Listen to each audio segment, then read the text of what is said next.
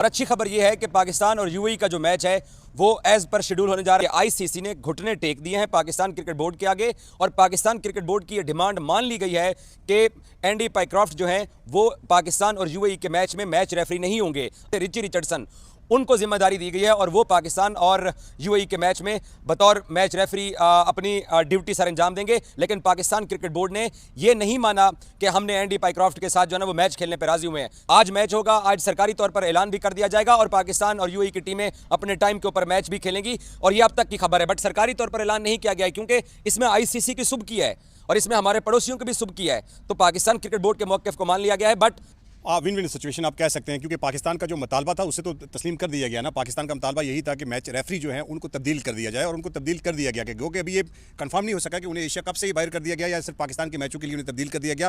बहरहाल जो भी हुआ क्रिकेट के लिए अच्छी चीज़ है, पाकिस्तान के लिए अच्छी चीज़ है और दुनिया की क्रिकेट के लिए अच्छी चीज़ है। क्योंकि अगर पाकिस्तान ये मैच नहीं खेलता, बॉयकॉट करता, तो फिर बात बहुत दूर तक जाती। फिर क्वेश्चन मार्क था कि क्या पाकिस्तान आईसीसी वर्ल्ड कप में इंडिया के खिलाफ खेलेगा, क्या वुमेन्स वर्ल्ड कप आ रहा है उसमें पाकिस्तान और इंडिया का मैच हो पाएगा। तो ये बात बड़ी दूर तक निकली। आईसीसी एक्सपोज तो हुई है, पार्टी तो बनी है। देखिए, अगर आईसीसी ने ये मान लिया, आईसीसी ने रेफरी चेंज कर दिया, तो इसका मतलब है कि आईसीसी ने मान लिया कि मैच रेफरी से कुछ गलती तो हुई है ना। ऐसे कैसे चेंज कर लिया? जो पाकिस्तान का मौक़िफ़ था, पाकिस्तान के मौक़िफ़ को माना गया तो फिर आईसीसी रेफरी चेंज हुआ ना, ऐसे तो नहीं है। तो इसमें डेफिनेटली ये अगर आईसीसी रेफरी चेंज होता है तो फिर आईसीसी को ये जान भी डालनी चाहिए और आईसीसी को बिल्कुल मैच फीस का कुछ हिस्सा काटना चाहिए सूर्या कुमार यादव का पॉलिटिकल स्टेटमेंट के बिल्कुल पॉलिटिकल स्टेटमेंट। एक दफा नहीं, आपकी बात काट रहा हूं। बाकी मैं पड़ोसियों को एक बात बता दूं, भाईजान, हैंडशेक करना या ना करना ये आपके इखलाकियात, आपके एथिक्स और आपकी तमीज़ पर डिपेंड करता है। पाकिस्तान क्रिकेट टीम ने आखिर तक आईसीसी रूल्स को, एथिक्स को फॉलो किया और 5 से 7 सेकंड का पाकिस्तान के प्लेयर्स ने मतलब इंडियन ड्रेसिंग रूम की तरफ उनका झुकाव था कि ये बाहर निकलते हैं नहीं है। लेकिन क्योंकि हमारा जो पड़ोसी है वो हमारा दुश्मन भी है और वो अपनी दुश्मनी को खेल के मैदान में लेके आता है।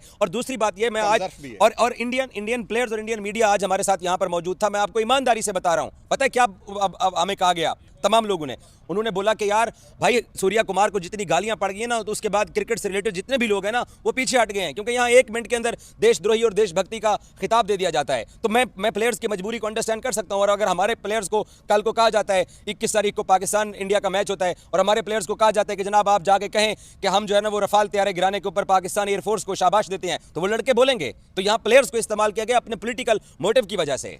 बिल्कुल दुरुस्त कहा आपने। मैंने दिन को भी आपको कहा था कि सूर्या कुमार यादव ने अगर किसी के इशारे पे किया, बीजेपी के इशारे पे किया, तो यकीनी तौर पर वहां पे दूसरी पार्टीज भी होंगी, दूसरे लोग भी होंगे। कुछ समझदार तो लोग तो कल ही उन्होंने ट्वीट करना शुरू कर दिया था कि सूर्या कुमार यादव को ये प्लेटफॉर्म इस्तेमाल नहीं करना चाहिए था। ये उनकी जो एयर डिफेंस सिस्टम है उन पर नरेंद्र मोदी को प्रेस ब्रीफिंग देनी चाहिए थी, वहां पर प्रेस कॉन्फ्रेंस करनी चाहिए थी। अगर पाकिस्तान ने 6 गिराए तो उसका जवाब था कि पाकिस्तान के 7 तैयारे गिराए जाते, ना कि आप पावर प्ले के अंदर या 10 ओवर के अंदर 6 विकेट लेकर ये जश्न बनाए कि हमने यहाँ पे जो है ना वो मुल्क फतह कर लिया। ऐसे नहीं होता, ऐसे कैसे होगा? और इंडिया के अंदर भी तो कुछ लोग ऐसे होंगे जो समझदार हैं, जो ये समझते हैं कि नरेंद्र मोदी अपना जो सियासी स्टंट है वो कर रहा है और उससे वो अपना इलेक्शन जीतने की तैयारी कर रहा है। तो मेरे ख्याल में एक्सपोज हुए सूर्या कुमार यादव, एक्सपोज हुए इंडियन टीम एक्सपोज हुई है और इंडियन टीम जो आरएसएस की आइडियोलॉजी थी मेरे ख्याल में वो अपनाई है कल सूर्या कुमार यादव ने। और जिस तरह का रवैया उन्होंने रखा, जिस तरह बीसीसीआई ने अपना ट्विटर हैंडल इस सियासी मकासद के लिए इस्तेमाल किया, एसीसी का प्लेटफॉर्म, आईसीसी का प्लेटफॉर्म जो सियासी मकासद के लिए इस्तेमाल किया, मेरे ख्याल में शर्म का मुकाम है। और कल जो था मेरे अफसोसनाक ये दिन था क्रिकेट के लिए, दुनिया क्रिकेट के लिए। ऐसे वाक़यात नहीं होने चाहिए। कल को अगर पाकिस्तान जीता और पाकिस्तान अपनी ये जीत शोधाए कश्मीर के नाम करता है जो 75 सालों से कुर्बानियां देने आ रहे हैं, तो फिर ये देखा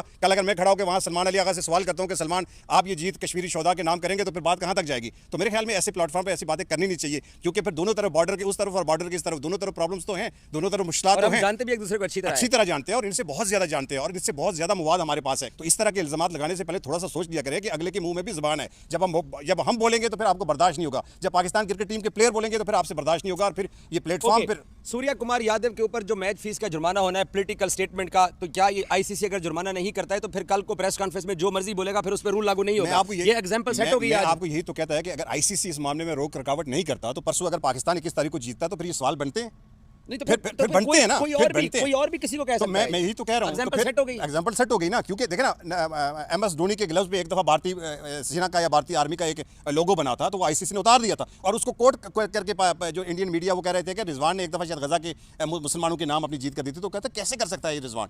तो आपने तो बैठ के पूरा ऑपरेशन सिंदूर लॉन्च कर दिया यहाँ पे दुबई क्रिकेट स्टेडियम में बैठ के, सक्सेसफुल कर दिया।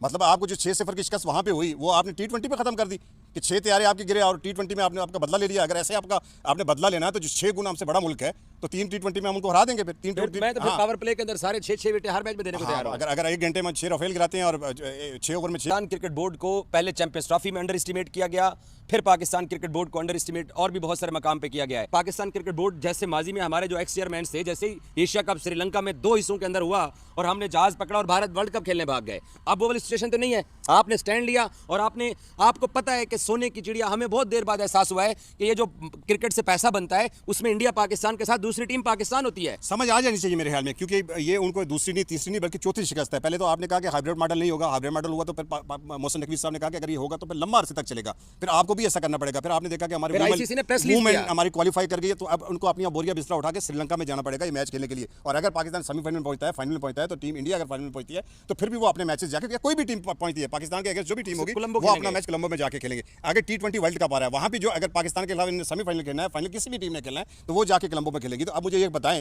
कि 1.25 अरब आबादी वाला मुल्क जो क्रिकेट से इतनी मोहब्बत करता है, तो क्या वो अपने होस्ट कंट्री के अंदर अपने वर्ल्ड कप का फाइनल देख सके? कितने लोग जाएंगे श्रीलंका? 2000, 3000, 6000, 10,000 कितने लोग जाएंगे? तो वो जो लोग क्रिकेट लवर हैं, जो क्रिकेट से प्यार करते हैं, तो वो फिर इंडियन गवर्नमेंट या BCCI को फिर ठीक कहेंगे, फिर सूर्या कुमार यादव को ठीक कहेंगे, हाँ यार आपने प्रेस कॉन्फ्रेंस की थी, ठीक थी। तो ये उनको सोचना चाहिए, जय शाह को सोचना चाहिए। बेसिकली जय शाह छोटा आदमी है, छोटे दिमाग का आदमी है, छोटा आदमी बड़े ओहदे पे पहुंच गया, तो उसको मेरे ख्याल में ये इतनी चीज़ों की समझ नहीं है। और जिस तरह का वो रिएक्ट कर रहा है, जिस तरह को वो BCCI को लेकर चल रहा है, जिस तरह वो प्लेयर्स को लेकर चल रहा है, जिस तरह वो प्लेयर को बता रहा है कि आपने क्या क्या इंटरव्यू में जाके किया है। वो आईसीसी में बैठे हैं, ICC में बैठे हुए और ICC के चेयरमैन है, और ICC के चेयरमैन आजाद चेयरमैन होना चाहिए, किसी बोर्ड के इन्फ्लुएंस में रहे होना चाहिए। तो अब मेरे ख्याल में तीसरी चौथी उनको ये हो गई है, शिकस्त हो गई है। अगर वो ICC जो मैच रेफरी चेंज करते हैं तो फिर उनको रीजन भी देनी पड़ेगी कि किस रीजन पे हमने जो है वो मैच रेफरी चेंज किया है। अगर मैच रेफरी किसी गलती के मुरत्तिब होते हैं तो फिर क्या वो सेक्शन प्लेयर्स पे भी लगेंगी? क्या वो जो इनके कोच थे गौतम गंभीर उस पर भी लगेगी? सूर्या कुमार यादव ने एक नहीं 2 दफा ये बात की है, फिर उसने अपने ट्विटर हैंडल से इसी तरह की ज़बान इस्तेमाल की है। ये तो प्लेयर से फोर्सफुली कराया गया है। प्लेयर एक कोड ऑफ कंडक्ट के अंदर तो आता है ना। मेरी बात सुनिए, मैच रेफरी ने रिपोर्ट बना के, ये पीछे ICC का दफ्तर है, उसने वहां पर भेजनी थी,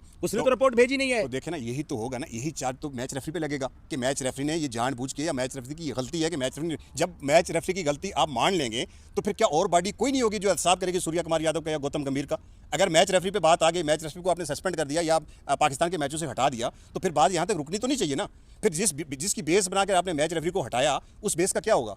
अगर इस प्लेटफॉर्म पे अगर चलो सपोज मान लेते हैं वो नहीं करते हैं, तो फिर एक बेंचमार्क सेट हो गया है। कल को कोई भी प्रेस कॉन्फ्रेंस के अंदर श्रीलंकन खड़े होके, बांग्लादेशी खड़े होके, अफगानी खड़े होके, कल को कोई कुछ भी कहता रहेगा, तो फिर ये तो कह नहीं सकता, क्योंकि दुनिया के सामने इतनी बड़ी मिसाल तो आ गई है दुनिया के। फिर मैं और आप भी तो आजाद है ना, हम जो मर्जी बैठ के सवाल करें। फिर हमारे लिए भी तो कोई दायरा तो रहेगी देगा ना, कोई इखलाकियात नहीं है हमारे लिए, फिर हमारे लिए भी कोई एग्जांपल है नहीं। फिर हमारी मर्जी हम क्या भेजें? कोड ऑफ कंडक्ट के तहत मैच होता है, वो ज़ाब्ता इखलाक पर क्रॉस हो गया। अपनी जीत कारगिल के नाम करें, अपनी जीत ग्वादर के नाम करें, अपनी जीत कश्मीर के नाम करें, कश्मीरी मुजाहिदीन के नाम करें, फिर तो ये हमारा मसला रह जाएगा ना। फिर इनको तकलीफ नहीं होनी चाहिए, क्योंकि ये एग्जांपल ये सेट कर रहे हैं और ये कल बर्दाश्त नहीं कर सकेंगे, क्योंकि सारी जिंदगी आपने नहीं जीतना। जब आप हारेंगे तो फिर इस तरह के सवालात भी होंगे, और इस तरह के सवालात फिर आपने बर्दाश्त भी करने।